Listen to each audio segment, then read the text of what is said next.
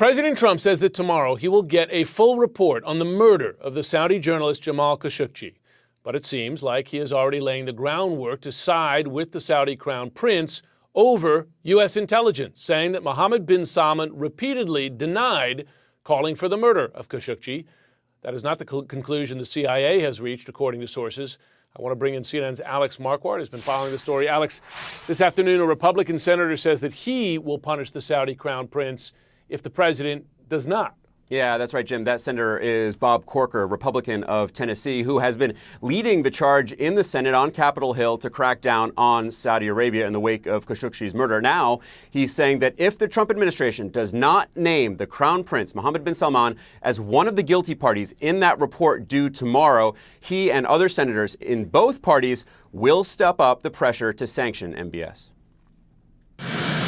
Yet again, the president raising doubts about his own intelligence agency's conclusions.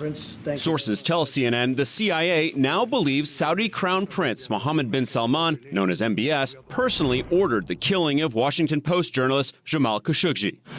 But President Trump says he doubts that because of MBS's repeated denials that he played any role. He told me that he had nothing to do with it.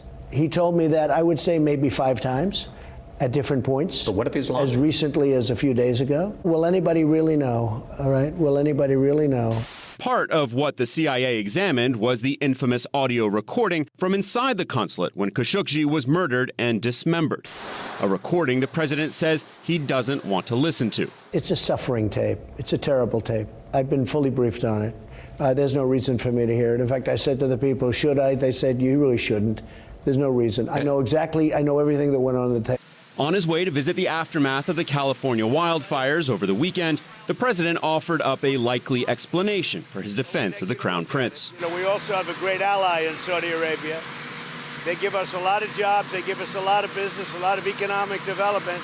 Republicans in Congress are splitting from the president. Many believe there's no doubt that MBS was behind it and want to hold him to account. I think the evidence is overwhelming that the Crown Prince was involved. I believe from day one that 15 people, 18, whatever the number was, they don't get on 2 airplanes, go to Turkey and chop a guy up in the consulate who's a critic of the Crown Prince without the Crown Prince having known about it. And sanctioned it. And this morning, MBS's father, King Salman, spoke publicly for the first time since Khashoggi's death. As the Crown Prince listened in the audience, the king heaped praise on him and never directly addressed the murder or mentioned Khashoggi by name. And Jim, we should note that the U.S. has taken some action in response to the killing of Khashoggi. They have imposed sanctions on 17 of the Saudis who are accused of being behind it. Jim.